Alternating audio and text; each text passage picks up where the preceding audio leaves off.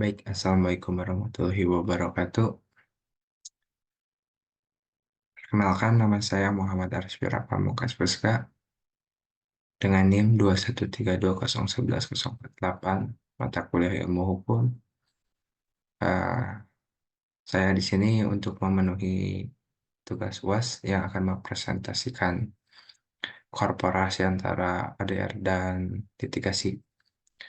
Pertama-tama saya ucapkan banyak terima kasih kepada Ibu Ariska yang telah memberikan waktu dan kesempatannya sehingga saya bisa membuat video presentasi ini untuk memenuhi tugas Ibu Eriska. Ehm, di sini juga saya sangat senang bisa berbagi dengan teman-teman ataupun yang lain yang menonton video presentasi saya. Ah, topik yang bakal saya bawa itu alternatif dispute resolution atau ADR dan litigasi dalam konteks korporasi. Dalam presentasi ini, kita akan menjelajahi perbedaan antara kedua metode penyelesaian sengketa ini, serta menganalisis keunggulan dan kelemahan masing-masing dalam konteks perusahaan. Mari kita mulai dengan memahami konsep masing-masing metode dan bagaimana mereka berperan dalam penyelesaian sengketa korporasi. Ah, untuk pertama-tama, kita melakukan pengenalan ADR terlebih dahulu ya. ADR adalah cara penyelesaian sengketa di luar pengadilan melibatkan negosiasi, mediasi, dan arbitrase untuk menyelesaikan masalah hukum. Yang kedua itu ada pengenalan litigasi. Litigasi adalah proses penyelesaian sengketa melalui pengadilan dengan pengacara yang mewakili pihak yang bersengketa. Ah, baik, untuk lebih dalamnya lagi, untuk pengenalan ADR, terutama ya, mungkin seperti itu pengenalan ADR yang tadi saya sudah sampaikan, dan pengenalan litigasi itu seperti itu untuk secara singkatnya mungkin ya. Adapun perbedaan antara ADR dan litigasi. Yang pertama itu ada prosesnya yang berbeda sekali antara ADR, menekankan penyelesaian secara damai, litigasi melalui proses persidangan yang formal. Yang kedua itu ada biaya. ADR seringkali lebih terjangkau dibandingkan dengan litigasi, dapat memakan biaya yang lebih tinggi, yang bahwasanya kita ketahui gitu. eh, untuk biaya untuk melakukan litigasi itu ada seperti biaya administratif ataupun dan lain halnya ataupun seperti biaya transportasi dan lain-lain halnya gitu kan. Yang ketiga itu ada keputusan. Hasil ADR mencapai keputusan oleh para pihak. Litigasi mengandalkan hakim untuk membuat keputusan. Eh, eh, jadi yang kita ketahui gitu ADR itu biasanya kita itu akan melakukan seperti mediasi ataupun pembahasan secara kekeluargaan antara pihak masing-masing dan dan mencari solusi yang sama-sama tidak merugikan seperti itu mungkin. Dan kita akan dirundingkan untuk mencapai solusi yang kita cari gitu. Sedangkan litigasi itu mengandalkan hakim untuk membuat keputusan itu seperti halnya kayak kita eh, kayak kita bernegosiasi antara pihak-pihaknya di dalam sebuah pengadilan, dan semua itu akan diputuskannya oleh hakim gitu. Jadi kalian tidak berhak jadi tidak berhak untuk memutuskan oleh sendiri seperti itu mungkin ya. Lanjut ada keuntungan ADR. Yang pertama itu ada keuntungan ADR itu ada fleksibilitas. ADR memungkinkan pihak untuk menentukan aturan proses penyelesaian sengketa. Yang kedua, rahasia. Proses ADR dilakukan secara pribadi menjaga kerahasiaan sengketa tersebut. Yang ketiga, cepat. Penyesalan melalui umumnya lebih cepat daripada litigasi di pengadilan. Adapun keunggulan dan kelemahan ADR dalam konteks korporasi. Analisis mendalam tentang keunggulan ADR seperti fleksibilitas yang tadi saya sudah terangkan, kerahasiaan, dan kemungkinan untuk mempertahankan hubungan baik antara pihak yang bersengketa. Penilaian kritis terhadap kelemahan ADR termasuk ketidakpastian hasil, kurangnya keterlibatan pihak ketiga yang bersifat memaksa, dan biaya yang mungkin tetap tinggi dalam beberapa kasus yang seperti banyak terjadi gitu. Tidak semuanya ADR itu memiliki apa sih memiliki biaya yang rendah gitu. Lanjut, ada di keuntungan litigasi pembuktian formal. Yang pertama itu ada pembuktian formal. Litigasi menyediakan proses formal untuk memperoleh bukti dalam sengketa. Yang kedua itu ada penegak hukum. Pihak yang menang dalam litigasi dapat memperoleh hukuman atau kompensasi secara langsung dari pengadilan. Yuridiksi. Yang ketiga itu ada yuridiksi. Litigasi memungkinkan pihak untuk memperoleh perlindungan hukum di bawah yuridiksi yang jelas. Itu seperti keuntungannya. Adapun kelemahan litigasi, litigasi ah, analisis kritis terhadap kelemahan litigasi itu termasuknya seperti kayak termasuk biayanya yang sangat tinggi. Waktu yang diperlukan untuk menyelesaikan prosesnya itu yang butuh jangka waktu yang ah bisa dibilang lama sekali gitu kan. Eh, dan kurangnya fleksibilitas dalam mencapai penyelesaian yang memuaskan kedua belah pihak. Jadi dikarenakan keputusannya itu diambil oleh hakim gitu di dalam litigasi. Jadi mungkin ada keputusan yang mungkin tidak menguntungkan atau tidak tidak benar-benar atas kesepakatan dari mereka gitu. Kayak kurang memuaskan itu dalam pihaknya gitu, dalam proses dari keputusannya gitu. Mungkin seperti itu dari keuntungan dan kelemahannya ya. Eh, Kapan sih kita bisa menggunakan ADR ataupun kapan sih kita bisa melakukan sih melakukan proses permasalahan tanpa litigasi gitu. Seperti yang pertama itu ada hubungan bisnis. Konflik dalam bisnis seringkali diselesaikan melalui ADR untuk menjaga hubungan baik. Yang kedua itu ADR itu sangat privasi gitu kan. ADR cocok untuk kata yang ingin menjaga kerahasiaannya. Dan kedua itu uh, kapan menggunakan litigasi? Yang pertama itu pelindungan hukum. Jika pihak merasa perlu pelindungan hukum yang formal, litigasi adalah pilihan yang sesuai. Dua, kesejahteraan berat. Kejahatan berat. Kasus kejahatan secara umum diselesaikan oleh proses litigasi di pengadilan. Adapun proses-proses ADR,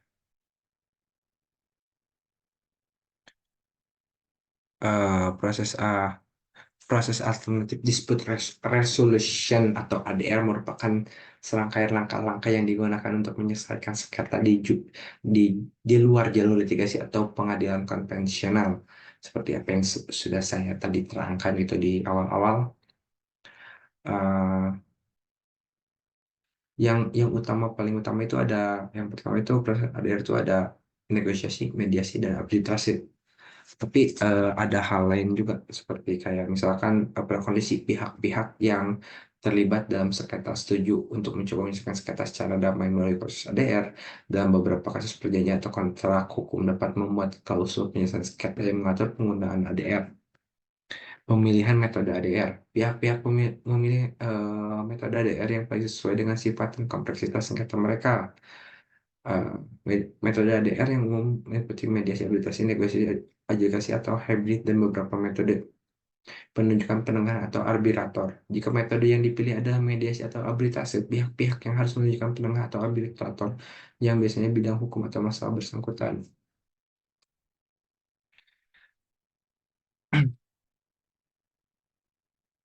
Itu mungkin kayak eh, proses ADR gitu kan. Untuk di negosiasi itu kalau misalkan kurang jelasnya itu yang jelasnya itu seperti kayak selama sesi ADR pihak-pihak berpartisipasi dalam negosiasi terbuka dan konstruktif untuk mencapai kesepakatan mengenai penyelesaian sengketa. Jika mediasi, penengah bertindak sebagai fasilitator untuk membantu pihak-pihak mencapai kesepakatan yang saling menguntungkan.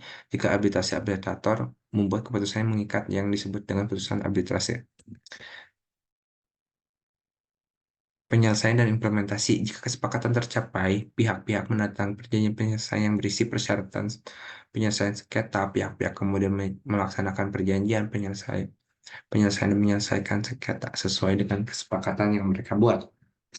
Proses ADR memiliki fleksibilitas yang lebih besar daripada litigasi tradisional dan dapat menawarkan solusi yang lebih cepat, lebih murah, dan lebih memuaskan bagi semua pihak yang terlibat dalam sengketa. Mungkin seperti itu untuk proses ADR dan penjelasan secara singkatnya mungkin ya. Adapun juga proses litigasi. Proses litigasi adalah serangkaian langkah-langkah yang diambil dalam rangka menyelesaikan sengketa melalui jalur pengadilan atau sistem peradilan. Berikut adalah gambaran umum tentang proses litigasi. Yang per, eh, yang pertama itu ada pengajuan gugatan atau pendaftaran gugatan. Proses dimulai dengan pendaftaran gugatan di pengadilan berwenang. Pihak yang merasa dirugikan atau memiliki klaim mengajukan gugatan yang berisi klaim mereka dan alasannya pengajuan pada pengadilan. Eh, terus terus juga seperti ada pengajuan jawabannya juga di pihak tergugat, kemudian diberi waktu untuk memberikan jawaban terhadap gugatan yang diajukan. Dalam jawabannya tergugat dapat menyangka atau mengaku klaim yang diajukan oleh penggugat, serta mengajukan kontra gugatan jika ada, gitu kan. Tidak setelah sebelum dari ke persidangan itu ada pemeriksaan bukti. Setelah gugatan dan jawaban diajukan, pihak-pihak dapat memulai proses pemeriksaan bukti.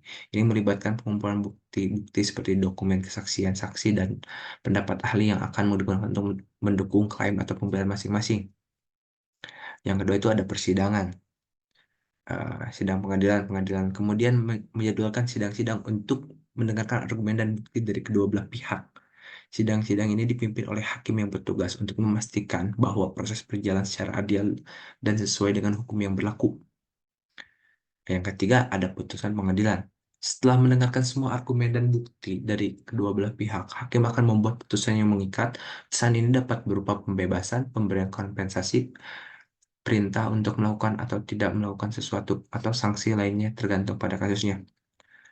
Ah, ada pun juga seperti ada upaya banding.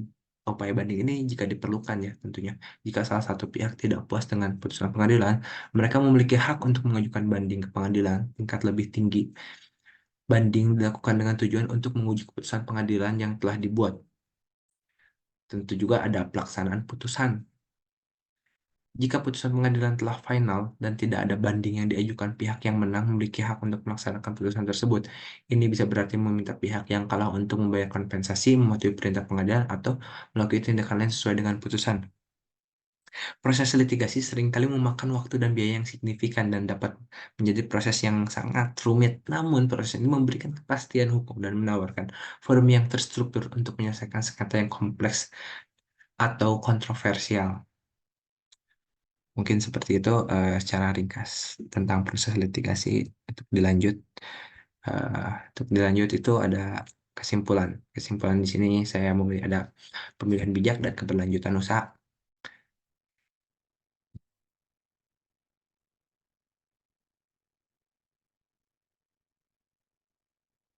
Sebelum dalam kesimpulan, mungkin saya juga ada dalam mengakhiri presentasi ini penting bagi kita untuk menyadari bahwa tidak ada satu metode misalnya sengketa yang cocok untuk setiap situasi dalam konteks korporasi. Kedua metode ADR dan litigasi memiliki keunggulan dan kelemahan masing-masing, dan pilihan tergantung pada faktor-faktor seperti kompleksitas sengketa, kepentingan bisnis, dan hubungan antara pihak yang bersengketa. Dengan memahami dengan baik karakteristik dan implikasi dari masing-masing metode, perusahaan dapat membuat keputusan yang lebih bijaksana dalam menangani sengketa korporasi.